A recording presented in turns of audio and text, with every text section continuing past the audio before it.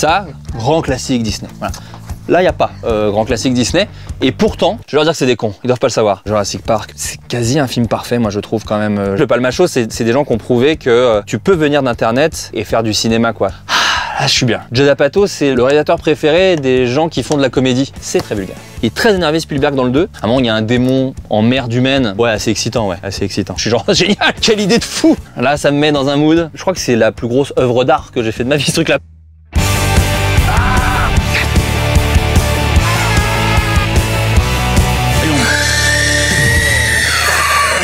Le cri est terrifiant.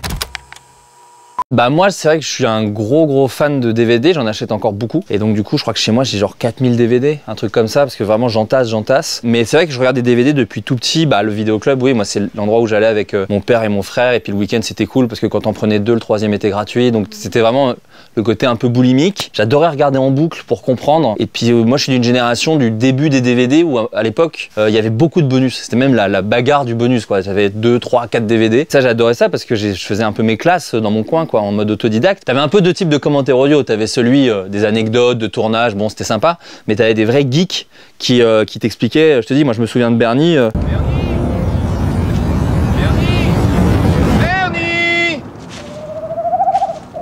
Où Dupontel il dit ok alors en fait ce plan c'est une photo que j'ai fait tourner très vite et j'ai zoomé et tu vois moi j'étais là genre oh, putain viens.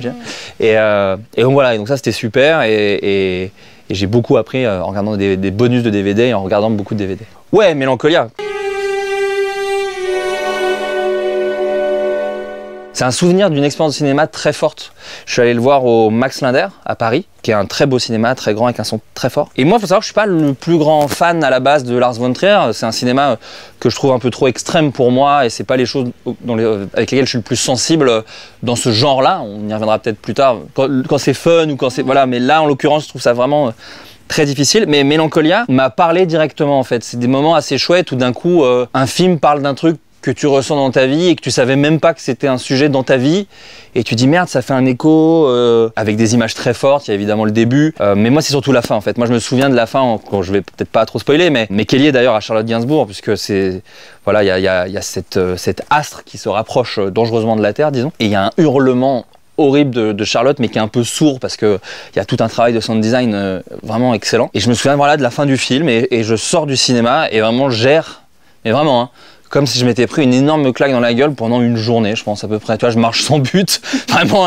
l'équivalent d'un accident de bagnole. Je suis vraiment genre, mais qu'est-ce qui m'est arrivé? C'est assez désinhibant de diriger Charlotte Gainsbourg parce que justement, elle a fait des trucs tellement dingues, en l'occurrence pas mal chez Lars von Trier, que toi, quand tu la diriges, tu te dis bon, voilà, je pense que elle a un amusement à tester des choses, à aller loin, etc. Et tout est dans la discussion toujours. Hein. L'idée, c'est évidemment de toujours discuter du rôle. Donc voilà, c'était très bien, mais c'est un très grand film. Bah, c'est pas très original, hein, mais moi j'ai vraiment adoré Le règne animal. J'ai vraiment trouvé ça exceptionnel, le scénario, les comédiens, bon tout le travail d'FX et de make-up effectivement, mais moi j'avais déjà adoré les combattants en fait. Et c'est vrai que après les combattants, moi j'étais méga impatient. Je me suis dit, mais quand est-ce qu'il refait un film ce gars? Et d'un coup il arrive avec cet énorme truc parce que c'est quand même un gros film. Et j'avais pas lu grand chose, j'avais entendu la hype à Cannes, mais je savais qu'il y avait un truc d'animaux, enfin de côté un peu animaux humains quoi. Mais je découvre que c'est X-Men en fait, enfin plus ou moins quoi, c'est X-Men mais en film avec des sujets très français. Et j'ai beaucoup aimé ça. J'ai adoré aussi le procès Goldman. Et que diriez-vous du teint de Monsieur Goldman aujourd'hui? Bah qu'il est moins bronzé qu'avant. Après moi je suis ouf de procès donc autant te dire que l'année 2023 c'était vraiment entre Anatomie d'une chute et ça. Et non, Chien de la casse pas... Si très bien Chien de la casse, très bien, non mais si bien sûr, très bon film. Tu m'écoutes là ou quoi? Il y a un virage dans le film, la scène du dîner justement où Bajon et Quenard s'embrouillent et que Galatea Bellucci intervient. Bon, je veux pas trop en dire. On dirait que sans lui, t'as rien à dire. Alors déjà, premièrement, ferme ta gueule. Qui m'a vraiment glacé quoi. Non, c'est un super film. Non, c'est chouette. C'est très chouette. Ouais, The Office, moi je sais qu'il y a toujours des grands débats sur la version anglaise et la version américaine. Moi je préfère la version américaine, mais parce que, par exemple, j'aime moins la saison 1, qui est beaucoup plus proche de la version anglaise, parce que, moi j'aime bien quand c'est un peu mignon aussi quoi. Donc c'est vrai que j'ai beaucoup plus d'empathie pour Steve Carell que pour Ricky Gervais dans la série. Je sais que c'est la série doudou de plein de gens, et moi je la surkiffe, hein, j'ai tout maté. Mais moi ce serait plus sur les Simpsons en vrai. Moi Moi je pense que c'est la série qui me fait rire à chaque fois, que je regarde en boucle, que dès que j'ai 20 minutes, je regarde ça. Ce qui est vachement bien avec les Simpsons, c'est que le début d'un épisode a jamais quelque chose à voir avec ce qui se passe après, donc j'oublie tout le temps l'épisode que je regarde, quoi. Donc je suis dedans, je mets 5-6 minutes, je me marre, et après je fais ah ok, c'est l'épisode où Bart est scout et où Homer fait péter la centrale, etc., etc. Les Simpsons pour moi ça a été la base même de, je crois que c'est quasiment mon plus vieux souvenir de comédie avec les dessins animés, les Looney Tunes et tout, mais où je me rends compte que c'est marrant et que ça parle un peu de choses que je connais dans la vie, en termes de la famille, les darons. Et puis d'un coup, c'est ce mélange aussi d'émotions, parce qu'il y a des épisodes très émouvants. Je me souviens d'un épisode où Bart Simpson a peur de redoubler. Et quand je l'ai vu, j'étais petit, quoi. Et c'est une vraie peur d'enfant de redoubler. Tu te dis, ah non, merde. Et du coup, j'avais beaucoup d'empathie pour Bart. Well, Bart, it's a 59. That's another F. Oh no, I can't believe it. I know. Another year together. Oh, it's gonna be hell. Et j'ai plein de beaux souvenirs de ça. Et j'y pense beaucoup quand j'écris, moi, aux Simpsons. Même sur Les Leroy, le film que je viens de réaliser, je pensais beaucoup aux Simpsons parce qu'il y a ce mélange d'une base familiale où tu crois en cette famille qui s'envoie des fions et qui se disputent mais qui s'aiment profondément et qui a des problèmes. Tous les membres ont des problèmes entre eux et au fond d'eux. On pourrait peut-être continuer à vivre ensemble sans être en couple. C'est pas ce que je te demande. Je te demande de donner une chance à notre couple. Non, tu m'as demandé de donner une chance à la famille. Et ils croisent des personnages annexes complètement pétés, très marrants, très over the top. Et ça, c'est quelque chose que j'aime beaucoup en comédie et c'est ce que j'ai essayé de faire à mon petit niveau dans mon film. J'y pense, on les a pas mis, mais par exemple, c'est plutôt Team Parks and Rec ou Community? Ah, plus Community. Plus Community. Bah moi, Parks and Rec, pour moi, c'est plus The Office, quoi. C'est un peu moins flingué.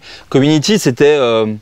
En plus, je l'ai vu au bon moment où j'étais un peu geekos d'écriture, entre guillemets, à bien aimer quand waouh, il y a 5 strates et qu'en fait, la blague, elle fait. Enfin, tu vois, quand j'ai commencé un peu à travailler l'écriture, disons, modestement, bah ouais, effectivement, Dan Harmon et toute son équipe, ils ont un vrai travail là-dessus. Ils ont un épisode où ils jouent au dé. 4. 1, 2, 3, 4. Shirley. Okay. Et en fait, tu vois à peu près les différentes timelines qui se passeraient si il y a un 1 qui passe, il y a un 2 qui passe, il y a un 3 qui passe, et à un moment, tu as 2 personnages qui finissent en couple, un autre moment, tu as le feu et tout le monde est mort dans l'appartement. Bon, ça, c'est des trucs où tu joues un peu avec ton média que je trouve assez excitant, assez excitant. Je cherche, est-ce que c'est ici David Lean? Ça pourrait être là, parce que c'est un peu vieux. Ah, les bourreaux, mais aussi, café et poignard. Cela dit, il y a... Ah oui, si, d'accord, ils sont derrière, je suis un débile. Brève rencontre. Darling, what's wrong? Tell me, please. Ça, c'est un film exceptionnel. Moi, je suis très fan de la trilogie de Richard Linklater, Before Sunset, Before Sunrise, Before Midnight. Et j'ai découvert ce film. Donc David Lean, c'est, voilà, je fais pas l'affront, mais c'est Laurence d'Arabie, tout ça. Donc c'est des films très spectaculaires. Et il a fait je veux pas dire petit film, ça veut rien dire. En plus, pour moi, c'est un très grand film, mais sur 2 quarantenaires qui se rencontrent et qui tombent amoureux, mais ils ont tous les deux femmes et enfants, etc. Et c'est cette passion qui un peu les dévore, et en même temps, ils peuvent pas tout lâcher, et en même temps, ils ont envie de tout lâcher. Et c'est un film des années 40, donc c'est vraiment pas un film récent, et je le trouve assez moderne sur plein de choses. Et c'est vraiment 2 amants, disons, qui discutent de l'impossibilité de vivre cet amour. Et les acteurs sont exceptionnels, elle est incroyable.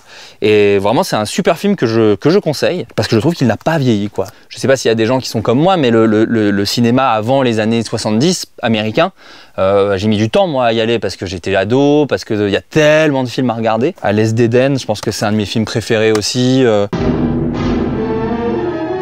Que je trouve exceptionnel. En fait, c'est méga intéressant de voir que plein de films que tu aimes sont en fait des films inspirés de ces films-là, et en fait, c'est un peu sans fin jusqu'à la naissance du cinéma, quoi. Et ce truc-là, ce côté, ce qu'on est en train de faire, en fait, ce côté je fouille, ok, qu'est-ce qui a inspiré quoi et tout, ça, c'est un truc que j'adore faire, ouais. Donc toi, c'est comme ça que tu procèdes pour un peu les manquements à ta cinéphilie, c'est voir les liens, c'est pas, tu prends pas genre une décennie ou un réalisateur et... Si, un réalisateur à fond, je regarde un réalisateur et je regarde plein de choses que j'aime, jusqu'à l'indigestion, là encore. Et moi, je lis beaucoup aussi. C'est-à-dire que ma cinéphilie, il y a regarder des films, mais il y a à lire beaucoup. Parfois, quand tu lis, voilà, un metteur en scène va te citer tel metteur en scène. Et puis, votre émission, en vérité aussi, fait partie de ça. D'un coup, tu te dis, je suis fan de Jodie Foster, et d'un coup, elle parle de tel film. Ouais, j'ai envie de regarder ce film. Moi, je trouve que chaque personne au monde devrait voir ce film. La Garçonnière, par exemple, je sais pas s'il est là ou dans le nouvel... Oui, il doit être par là aussi. Billy Wilder. Voilà, La Garçonnière. Okay, I just thought as long as it was paid for. Don't ever talk like that, Fran. Don't make yourself out to be cheap.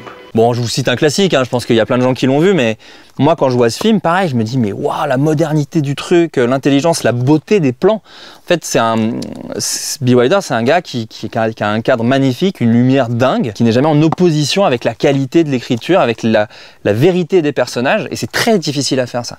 On s'en rend pas compte hein, quand on regarde des films, mais moi, modestement, avec ce que je fais dans la vie, je me rends compte que c'est toujours le débat. Il faut être le plus malin possible pour que tout puisse exister, parce que à ton âge, c'est de l'argent, à ton âge, c'est du temps, pour que tout puisse exister de façon intelligente et qui a du sens pour tes personnages et pour ton histoire. Et Billy Wilder, c'est complètement dingue à ce niveau-là. Est-ce qu'il y a Duck Soup? Ciccolini here may talk like an idiot and look like an idiot, but don't let that fool you. He really is an idiot. En fait, ce que j'adore chez les Marx Brothers, c'est que tu as plein de genres de comédies différentes, quoi. C'est d'un coup, ça va être un jeu de mots, et puis juste après, c'est un mec qui fait poète-poète avec des klaxons, et juste après, ça va être une blague politique. Il y a une blague que j'adore dans Duck Soup, c'est il dit mais c'est ridicule, je vais très mal vous la vendre, c'est catastrophique de raconter une vanne, je m'en fous, je vais au bout, je suis lancé. Il dit mais c'est ridicule cet amendement, on dirait un amendement écrit par un enfant de 4 ans. Donc amenez-moi un enfant de 4 ans, j'arrive pas à le lire, tu vois, un truc comme ça. I hope you find it clear. Clear? Why, a 4-year-old child could understand this report. Run out and find me a 4-year-old child. I can't make head or tail out of it. Et voilà, ça je trouve que c'est une vanne, mais en fait elle marche toujours aujourd'hui. Bah là il y a plein de trucs chouettes, voilà, mais là il y a tellement de choses à dire. Bah là déjà je vois le Palmacho, qui sont des gens très talentueux et que j'adore. Et j'adore les vedettes, moi d'ailleurs, c'est un film que j'aime beaucoup. Je sais pas si vous en avez conscience, mais vous avez un énorme potentiel. Si, en plus j'en ai conscience. Oui, c'est vrai. Parce que je reconnais l'amour qu'ils ont pour aussi les zones périurbaines, loin des grandes villes, disons. Voilà, l'univers des supermarchés, des diners qui essaient de faire américain, tout ça. J'aime beaucoup ce film. Et en plus, le Palmacho, c'est des gens qui ont prouvé que tu peux venir d'Internet et faire du cinéma, quoi. J'ai vécu de l'intérieur un moment où quand les gens venant d'internet faisaient des films, on avait l'impression que c'était des gens, des animateurs télé ou des gens de télé-réalité qui faisaient du cinéma. Et d'ailleurs, ces gens-là peuvent en faire, mais je disais, bah non, mais là, c'est des comédiens quand même, c'est des auteurs, c'est des gens qui font de la comédie. Et en plus, on peut critiquer certains films, mais ce qui m'énervait, c'est qu'on se concentrait que sur les échecs commerciaux de ces films. Et on parlait pas de ceux qui avaient réussi, quoi. Quand ils avaient réussi, c'était plus des gens qui venaient d'internet. Quand Max Boublil, il fait Les Gamins avec Alain Chabat, bah c'est plus un gars d'internet, c'est un gars de la scène. Tu dis bah non, quand il faisait des clips, c'est internet qui l'a rendu célèbre. Quand Gaston Bide il fait Les Caïras c'est une web-série. C'est pas Visiteur du futur, hein, la première web-série adaptée au cinéma, c'est Les Caïras, quoi. Du coup j'étais toujours un peu embêté de ça, je me dis bah non, en fait il y a des gens très talentueux, quoi. Ça j'adore ce film, Comment c'est loin. Non mais ça prend du temps de faire un bon morceau. 5 ans? Bah ouais, mais on peut pas aller plus vite que la musique, nous. Arrête de te foutre de ma gueule, Gringe, je vous avez fait 7 maquettes en 5 ans. En fait, Comment c'est loin, c'est le film qui fait que j'ai rencontré mes producteurs. Parce que quand je vois Comment c'est loin, je me dis c'est dingue. Alors je connaissais Orelsan et Gringe parce qu'on avait fait la web-série Bloqué ensemble avec Clément Cotentin, Kian Kojandi et Bruno Muschio. Je connaissais sa musique, donc je savais qu'ils connaissaient ces coins-là. Mais de les voir au cinéma, je me disais ah bah donc c'est possible, oui effectivement je suis trop con, on peut filmer en fait ces endroits-là. Et du coup quand j'ai écrit mon scénario, ma première version, mon traitement comme on dit, je suis allé voir Nolita parce que c'est eux qui avaient produit ça et je me suis rendu compte qu'ils avaient la même connaissance des choses et tout. Et puis voilà, je me suis dit j'aimerais trop, Comment c'est loin, c'est un film sur l'amitié dans ces endroits-là. Moi, j'aimerais faire un film sur la famille dans ces endroits-là. Et j'ai demandé à Orelsan, lorsqu'il fait confiance à quelqu'un, c'est que cette personne est digne de confiance. Je lui dis, ah, ils sont cool et tout. Il fait, ouais, vas-y, ils sont super.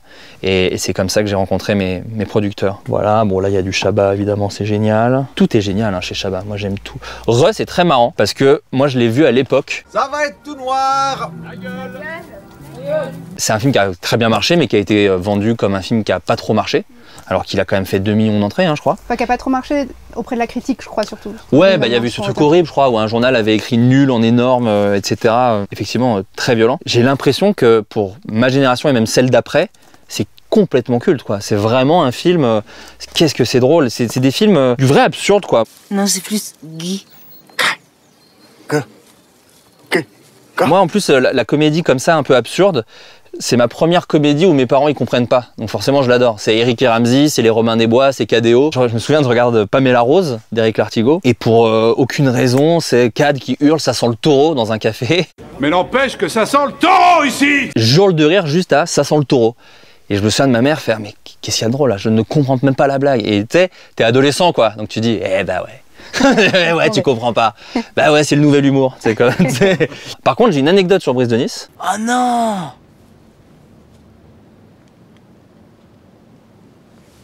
Mais comment tu fais pour mettre des tongs? Quand j'ai fait mon stage de 3e, j'ai travaillé dans un cinéma. Et le projectionniste m'a fait coller des bobines. Et le film que j'ai collé, c'est Brise de Nice. Et donc j'ai fait le premier mercredi de la sortie de Brise de Nice et c'était déjà mais giga carton. Ouais, parce que ça marche aussi avec les objets. Pareil, en fait, c'est pas Internet, Brise de Nice, parce que c'était de la télé et tout. Mais le film, il s'est fait grâce à Internet parce qu'il y avait un retour des vidéos de Brise de Nice qui étaient même pas sur YouTube. C'était les gens, ils se les partageaient en real player dégueulasse. Et je crois, je veux pas dire de conneries, je crois que c'est grâce à ça que d'un coup ils se sont dit mais il se passe un truc avec Brice, c'est le moment de faire Brise de Nice le film. Et des années après, j'ai eu la chance de travailler avec Jean Dujardin parce qu'on avait fait un faux leak. On avait fait croire que le film avait leaké sur Internet. Donc tu avais le vrai début de Brise de Nice 3 et au bout de 5 minutes, c'était Dujardin qui était sur un fond blanc et qui disait mais t'as vraiment cru que t'allais voir le film, je t'ai cassé, etc. Ah non! T'as cru que t'allais voir tout le film? Oh non! Oh la casse! Et il y avait 1 heure où il faisait rien. Je crois que c'est la plus grosse œuvre d'art que j'ai fait de ma vie ce truc-là parce que tu diriges Jean Dujardin qui a un Oscar, qui a une carrière, enfin voilà, c'est quand même quelque chose. Et tu vas le diriger pendant 1 heure sur un fond blanc et tu ne sais pas ce que tu vas faire. Parce que lui, il voulait vraiment s'amuser.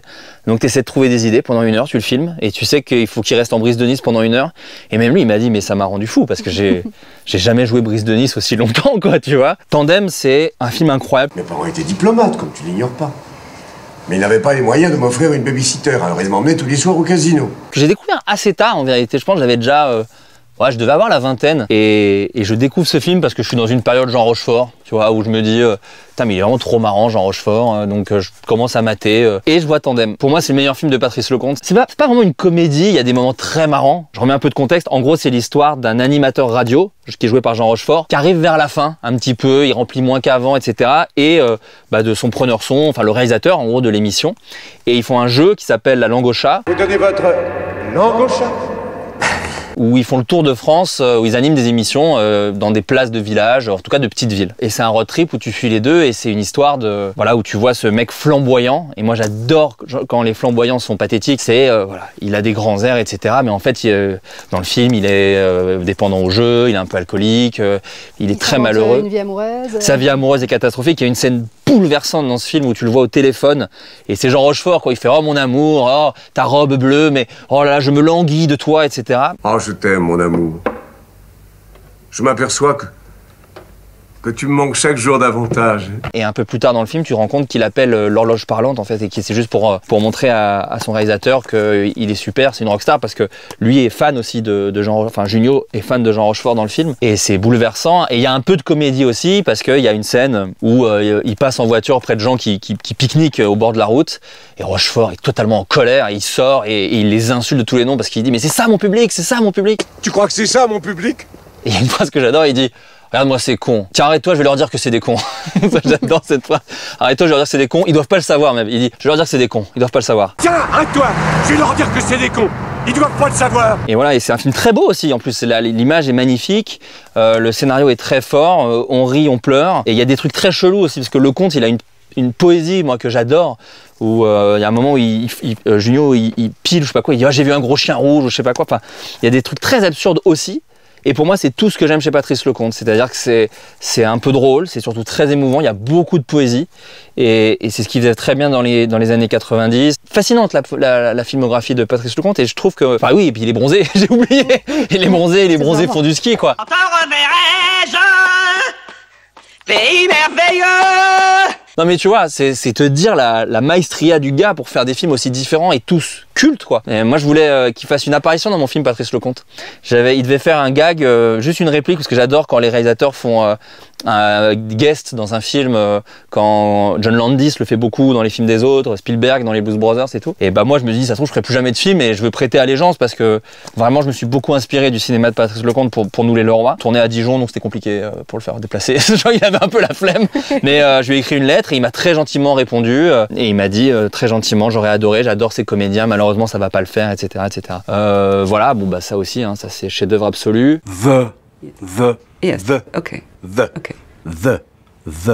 Mais bon, plein de gens, Pierre Ninet en a très bien parlé dans votre émission. Le goût des autres, je vais même le voler, je pense, parce que tout simplement, meilleur film. Je suis fan, hein, je connais tout, d'accord? Ne faites pas genre, je connais tout. En fait, chez Jaoui Bakri, c'est pareil, ils présentent des personnages pathétiques et ils essaient pas de le cacher, ils disent ouais, ils ont un truc pathétique chez eux, ces gens. Mais ça n'empêche pas qu'ils sont beaux, en fait. C'est principalement dans Le Goût des autres, parce que c'est littéralement le titre, mais c'est dans tous leurs films, en fait. Et ça, moi, j'adore. Il n'y a pas de misérabilisme, il n'y a pas non, mais on va quand même vous montrer qu'ils sont grandioses.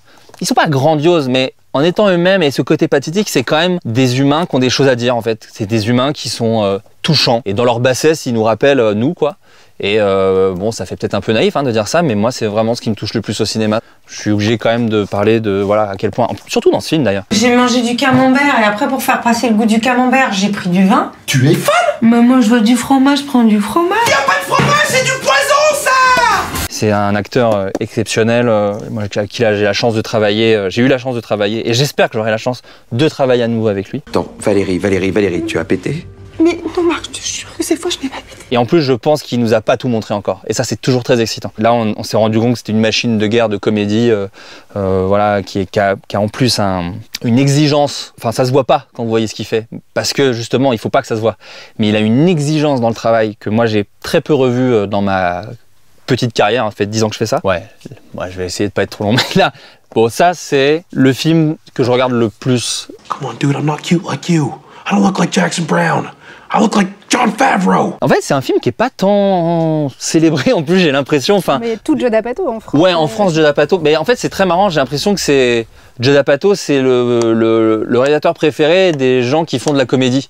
Mais c'est vrai que ces films ne font pas des grands succès en France. Celui-là, c'est le premier que je vois au cinéma parce que je viens d'arriver à Paris, etc. Je pense qu'on est 3 dans la salle à peu près. Il y a une dame qui se barre pendant en disant « Ah, qu'est-ce que c'est vulgaire !» Voilà, c'est très vulgaire. She's hot and she's mousy, but kind of like... She's mousy like a mouse you want to stick your dick in. Yeah, you gotta get out there and talk to her. Mais c'est ça que j'aime énormément chez Judd Apatow et principalement dans ce film, c'est qu'il y a une poésie de la vie, il y a des personnages extrêmement émouvants mais qui sont durs. Adam Sandler dans ce film, il est pas sympathique plein de fois, etc. Bad career choice. Comedy usually is for funny people. Et il arrive à te les englober dans une humanité avec quand même toutes les répliques sont très drôles, quoi. C'est de la magie, moi, à ce niveau-là, ce film. Ce que ça raconte sur la place que peut avoir la comédie dans nos vies, je trouve ça fascinant, mais c'est jamais chiant, en fait. Je vais rester le plus large possible parce que j'aimerais vraiment que plein de gens découvrent ce film. La fin de Funny People, c'est un truc extrêmement émouvant. Il y a un truc qui se joue entre deux personnages. Et la réplique porte, enfin tout le dialogue porte autour des couilles du grand-père du gars qui pendent. Okay. Donc dit comme ça, vous me dites, bah qu'est-ce que c'est que tout le film, quoi.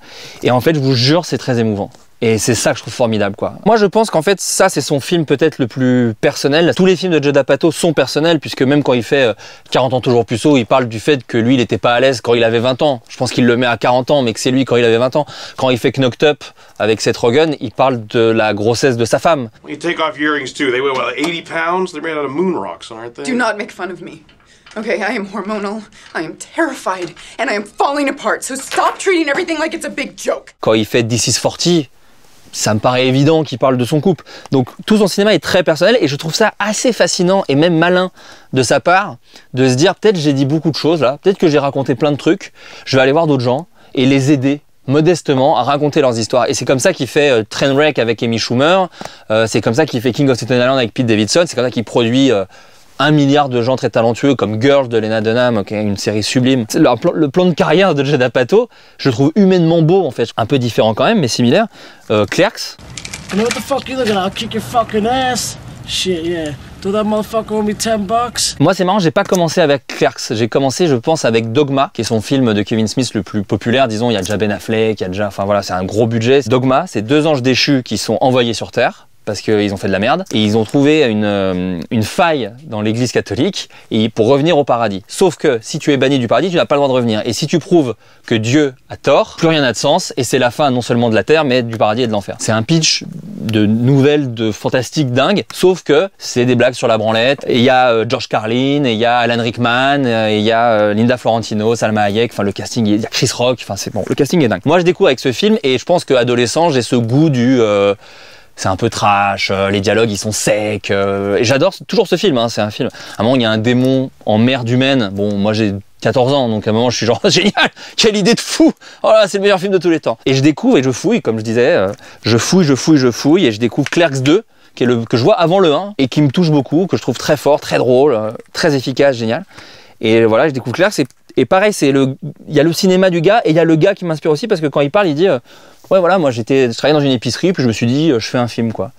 Et en vrai, c'est un peu moi mon parcours. S'il n'y avait pas eu YouTube, je pense que j'aurais fait ça aussi. Moi, quand j'étais à la fac, je m'étais dit bon bah si ça marche pas pour moi, moi ce que j'aime c'est filmer et monter des trucs sur un ordinateur. Donc si je dois faire des mariages, des bar mitzvahs, des anniversaires, bah trop bien quoi. Moi, en vrai de vrai, ça m'aurait suffi. Et avec l'argent gagné, peut-être je me serais financé des courts métrages, je me serais amusé.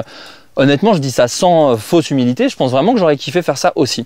Mais il y a Internet qui est arrivé et je pense que si Kevin Smith y avait eu Internet à l'époque, il aurait tout foutu sur YouTube, quoi. C'est l'importance des modèles, quoi. D'un coup, il y a des gens, pour moi en plus, je suis blanc, hétéro, tout ça, donc autant te dire que j'ai beaucoup de modèles. Celeste and Jessie Forever, ça c'est très très joli film, très très chouette film. Love you.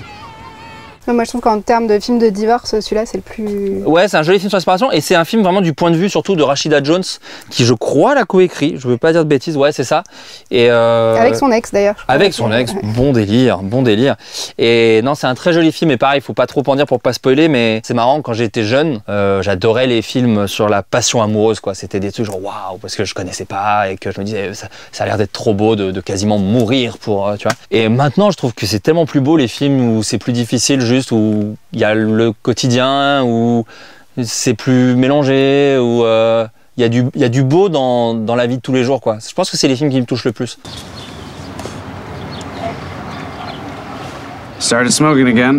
C'est ceux qui trouvent du beau dans la vie de tous les jours. Et ça, celui-là, on fait vraiment partie. Et c'est drôle aussi, hein. Enfin, c'est ça aussi que j'aime beaucoup, c'est que ça n'oublie jamais d'être drôle. Écoute, de ce côté-là, moi je te propose de commencer avec un classique de chez classique, mais je sais, dans la nostalgie, il est important pour toi, je crois que c'est un gros souvenir de cinéma, c'est le premier Jurassic Park. Ah ouais. Welcome to Jurassic Park. Ah bah putain, pareil, je sais pas si vous l'avez vu, ce petit film, oh la jaquette est folle par contre. Jurassic Park, ça me fait me dire un truc, c'est que t'as pas besoin forcément de découvrir des films sur le plus grand écran de la Terre avec le meilleur son du monde, parce que je pense que le premier Jurassic Park, je l'ai maté 2 jours sur une cathodique VHS crado avec les bandes qui sautent et tout machin, et il m'a défoncé la tête quoi.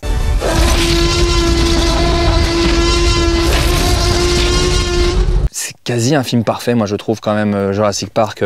Quand on a écrit Vermine avec Sébastien Vanitschek, on y revenait souvent sur la puissance du film catastrophe et la...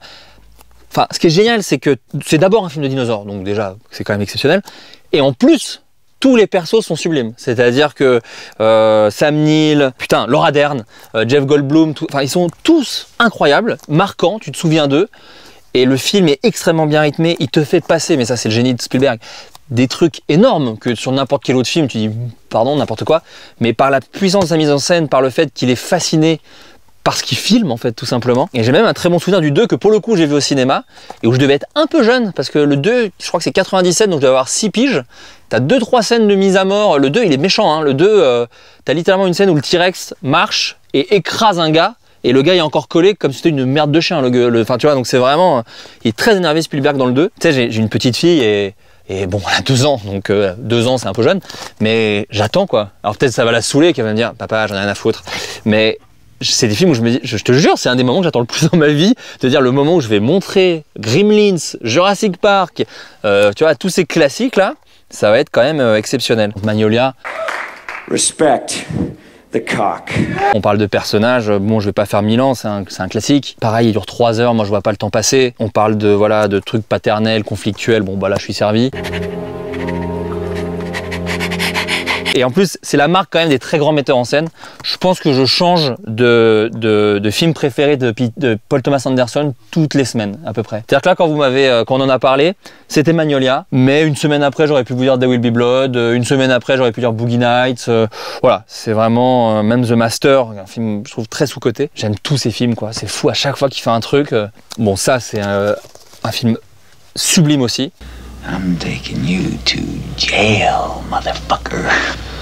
Je voulais parler de ce film parce que pareil, alors Al Ashby, encore une fois pour les cinéphiles, c'est un metteur en scène très connu, mais moi on m'en a peu parlé. Et c'est un espèce de hippie des années 70. Et La Dernière Corvée, l'histoire c'est Frank Marines de la Navy, le plus jeune, va aller en prison parce qu'il a volé, je crois, 40 balles, enfin un tout petit peu d'argent à une œuvre de charité. Et donc les deux autres doivent l'emmener en tôle à l'autre bout du pays, quoi. Et au début, ils l'aiment pas trop, mais en fait, ils se prennent d'affection pour ce petit gamin qui se rend compte surtout que la prison va le détruire, en fait, parce que c'est un pauvre gars qui a pas fait grand-chose de grave. Jack Nicholson et Otis Young, ils décident de lui faire vivre sa meilleure vie avant d'aller en prison. Et c'est génial parce que tu sais qu'il va finir en prison à la fin, ou peut-être pas, mais bon, toi tu te dis il va finir en prison. Et du coup, tout le long, tu dis, en fait, c'est magnifique parce que vous vouliez d'amitié, mais c'est terrible parce que la fin, elle va être catastrophique, quoi. Et tu vois, Jack Nicholson, il est super dans ce film. Et voilà, encore une fois, j'ai l'impression que dans la grosse culture cinéma, on parle de Vol au-dessus d'un nid de coucou, Shining, Les Infiltrés, même récemment. Celui-là, je l'ai moins vu. Et pareil, on parlait de l'importance du DVD. Je remercie cet éditeur parce que c'est un truc qui est ressorti dans une bonne collection. Et moi, je l'ai découvert en DVD comme ça, dans une belle copie. Et c'est un film que j'ai adoré, quoi, que j'ai trouvé vraiment formidable. Nicholson, il a eu un prix d'interprétation à Cannes avec ce film parce qu'il est vraiment bien, quoi. Et c'est tout ce qu'on aime de Nicholson, c'est qu'il déborde de colère et en même temps, il est un peu marrant. Moi, c'est voilà, Ce plaisir qu'on dit charnel, pareil, c'est un film que j'adore. Susan, I love you. Why can't you be more with me like you are with Sandy? C'est Mike Nichols, pareil, très grand metteur en scène. Ce que je trouve fascinant dans Ce plaisir qu'on dit charnel, c'est à quel point c'est un film moderne aussi, et à quel point il montre que des mecs sont des merdes. Voilà. En fait, jamais l'homme est célébré dans ce film. C'est-à-dire qu'au début, tu pourrais croire, parce qu'ils sont un peu charmants, ils sont un peu... c'est Jack Nicholson et Garfunkel, de Simon & Garfunkel. Et voilà, et en fait, tu te rends compte à quel point c'est des pauvres types, mais pour le coup, t'es pas touché par eux. C'est vraiment des sales types. That's Sally Joyce. Didn't I see her on Ed Sullivan? I fucked her once. Bullshit artist. We used to do her taxes. Et au début, ils sont présentés comme des espèces de héros marrants et tout. Et plus le film passe, plus tu dis mais non, c'est des merdes, ils sont horribles, c'est des sales cons. Et à la toute fin, c'est des sales cons pathétiques, en fait. Quand tu vois aujourd'hui plein de choses dans la société, c'est un film, je trouve, qui fait écho assez fort. Et la comédienne Anne Marguette, j'espère que je dis bien le nom, je connais pas beaucoup de films d'elle, mais elle est incroyable dans ce film. Et elle est détruite psychologiquement par Nicholson. Il y a parmi les scènes d'engueulade les plus réalistes que j'ai vues au cinéma dans ce film, où l'autre c'est vraiment un manipulateur et tout. I need a life. Get a job! I don't want a job. I want you. I'm taken by me. Get out of the house. Do something useful, goddammit. C'est pas un film très agréable, hein, vraiment, mais c'est un film intéressant. Très bonne trilogie, sachant que moi j'aime un petit peu moins le troisième. I vaguely remember someone sweet and romantic. It made me feel like I wasn't alone anymore. Someone who had respect for who I was. That's me. En fait, pour moi, le troisième, il est mortel grâce à la fin.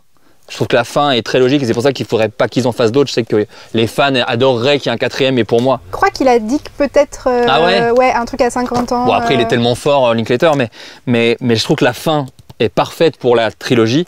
Mais c'est vrai que j'ai un peu moins adhéré au 3 parce qu'il y a tellement de second rôle, et même si je comprends en théorie ce qu'il a voulu faire, parce que c'est vrai que quand tu vieillis en couple, l'importance de l'entourage a de l'impact sur ton couple. Pour le coup, ceux-là, je les ai vus ado aussi, quoi. Et Before Sunrise, je l'ai vu vraiment quand j'avais 17 ans. Before Sunset, je dois avoir la vingtaine. Moi, mon préféré, c'est Before Sunset. Moi, j'avoue que Before Sunset, c'est vraiment un film que je trouve... Pareil, on parlait de la beauté, même s'il n'y a pas forcément une énorme passion magnifique qu'on fait des caisses, ce qui est plus le cas de Before Sunrise d'ailleurs, et dans Before Sunset, je trouve ça super joli. Et en plus, quand tu te balades à Paris, il y a plein de décors, et du coup, tu te dis, j'ai un peu l'impression d'être dans un film, et ça, c'est toujours cool.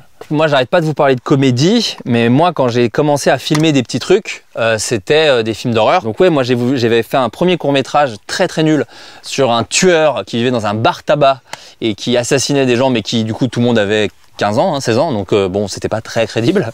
Et j'avais adoré Davis Reject parce que c'était un film très craspec. Please, stop. Bitch, I have just started. Et qui n'était pas dans les codes du cinéma d'horreur que je connaissais. C'est-à-dire que moi, j'ai vécu l'arrivée de tous les slashers après Scream. Et puis en plus, Moi, c'était la mauvaise période des slashers, parce que quand j'étais début d'adolescence, on était déjà sur Halloween 17, Jason va en enfer, enfin tu vois, on était déjà sur des films qui sont intéressants sur plein d'aspects, mais qui ne sont pas les grandes heures du slasher. Voilà, même Scream c'était déjà le 3, moi, en vrai, hein, quand j'étais ado, quoi. Et moi, j'ai vécu l'arrivée du torture porn, que je trouvais excitant sur le papier, parce qu'il se passe, voilà, je parlais d'images graphiques, mais qui n'étaient pas des films qui me marquaient beaucoup, parce qu'en fait, c'était de l'étalage d'hémoglobine et de tripes et de machin. Et Devil's Reject, c'est un film très craspec, très violent, mais les personnages sont au centre. Alors je l'ai pas revu. Je pense qu'aujourd'hui ça a peut-être changé, mais à l'époque, quand je l'ai beaucoup maté quand j'étais jeune, il arrivait à me rendre sympathique des gens qui viennent de créer des trucs horribles, qui viennent d'assassiner des gens complètement, comment dirais-je, innocents, voilà.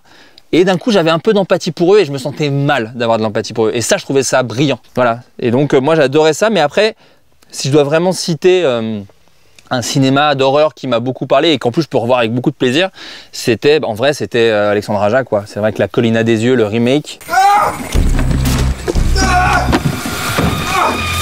c'est un film que voilà, je l'ai fait découvrir à ma meuf il y a pas longtemps. J'ai pris un pied monumental à le revoir. J'étais genre, mais c'est vraiment trop bien, quoi. C'est vraiment trop bien. Et je me rends compte que j'aime bien les films d'horreur qui finissent un peu bien. C'est-à-dire, pas... Quand c'est trop dark, quand à la fin vraiment il n'y a plus d'espoir, vraiment j'aime pas. Ça m'énerve un petit peu parce que je pense que ça me rend triste tout simplement. Mais quand quelqu'un qu'on a chié pendant 1h15 de film, sur les 20 dernières minutes, prend une hache et commence à charcler des gens, là je suis bien. Là ça me met dans un mood, je suis vraiment heureux. Donc j'aime le cinéma d'horreur quand il est fun.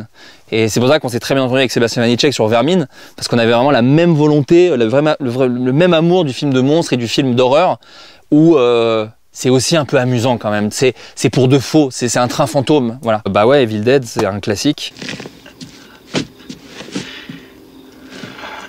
Sachant que moi c'est surtout Evil Dead 2 que j'ai beaucoup regardé, mais attention, hein, le 1 est formidable, hein, c'est vraiment... Et le 3 est formidable, Army of Darkness.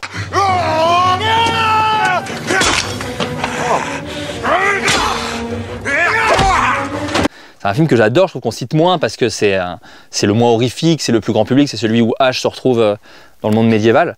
Mais moi j'ai beaucoup d'amour pour la trilogie Evil Dead et pour les remakes, parce que moi j'ai vu celui d'Alvarez au cinéma et tout seul. C'est-à-dire que je suis allé le voir à séance de 22 h, je suis seul dans la salle. Et bah ça met une ambiance. Je vous le dis tout de suite, ça met une ambiance. Donc ouais, bah à Evil Dead, effectivement, que dire? Sébastien, je sais qu'il a déjà rencontré, mais toi, tu as pu le rencontrer aussi, Sam Raimi? Sam Raimi, oui, bah, en gros, oui, parce que c'est vrai que pour dire aux gens, on travaille actuellement avec Sébastien Vanitschek sur un film issu de la mythologie Evil Dead. Après le film de Lee Cronin, Evil Dead Rise, voilà, nous on travaille en ce moment sur un film que réalisera Sébastien Vanitschek. Moi, Sam Raimi, c'est même incroyable. Alors j'ai eu la chance de le rencontrer par Zoom. Je ne l'ai pas vu encore en vrai, mais c'est vrai que c'est un cinéaste que j'aime énormément, en fait, qui a eu plusieurs impacts dans ma vie. Ouais, je crois que c'est quelques années avant, il y a Spider-Man quand même.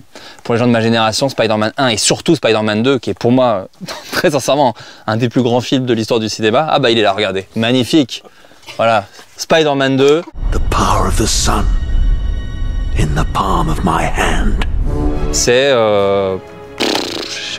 pareil, je peux le mater tout le temps, quoi. Je trouve ça fascinant ce que ça raconte sur être un héros, sur les scènes d'action n'ont pas vieilli, le méchant est travaillé, le fait que le héros traverse plus ou moins une dépression, je trouve ça génial. Enfin, on l'a pas beaucoup vu, à part dans un autre très grand film de super-héros qui s'appelle Les Indestructibles. Mais c'est un film vraiment que j'adore, Spider-Man 2, et ouais, j'en suis complètement dingue. Et donc voilà, évidemment. Et l'autre, j'ai une petite anecdote d'ailleurs sur Drag Me to Hell.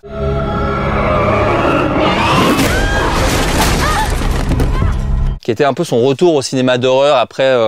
Est-ce que c'était après Le Magicien d'Oz? En tout cas après beaucoup de blockbusters. Moi j'ai 17 ans je crois. Et c'est une année où à Cannes, il y a Drag Me to Hell et Inglourious Basterds. Et à ce moment-là, moi, Sam Raimi et Quentin Tarantino, c'est un peu mes 2 maîtres, quoi. Et je me mets en tête que je vais aller à Cannes pour aller voir les 2 films. J'arrive à Cannes, avec ma mère, hein, mon petit frère, enfin, vraiment. Sauf qu'en fait, bah, j'ai 17 ans, donc je suis pas majeur, donc je peux pas voir de film. Mais je m'en rends compte sur le moment, et je me retrouve à Cannes comme un blaireau, et je vais pas pouvoir voir de film, quoi. Je suis bloqué à Cannes un week-end, comme un touriste, et je vais rien pouvoir voir, et je suis dégoûté.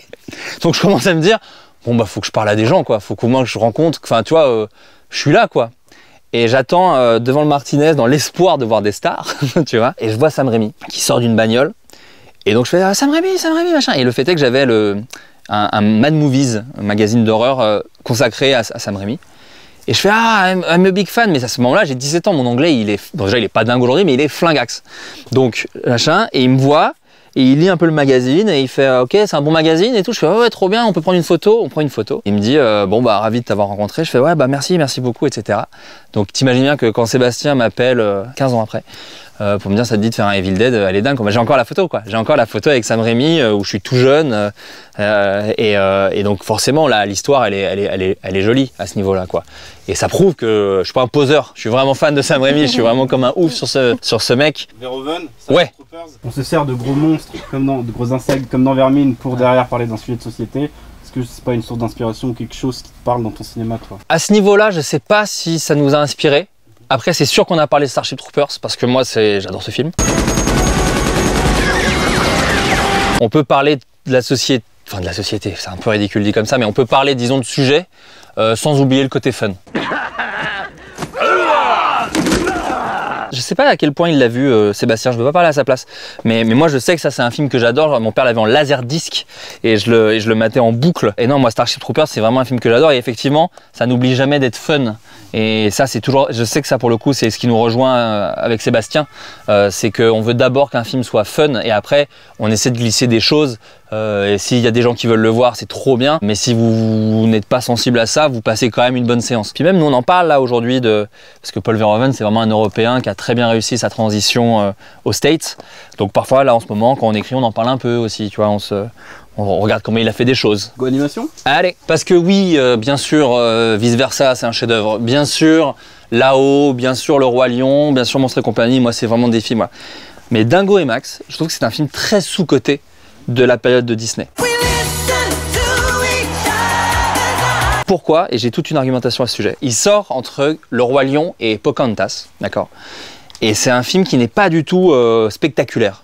Vraiment, mais même je pense que quand Disney il le sort, en fait ils ont une appellation Disney, de ce que j'ai compris, c'est genre les grands classiques. Ça, grand classique Disney. Voilà.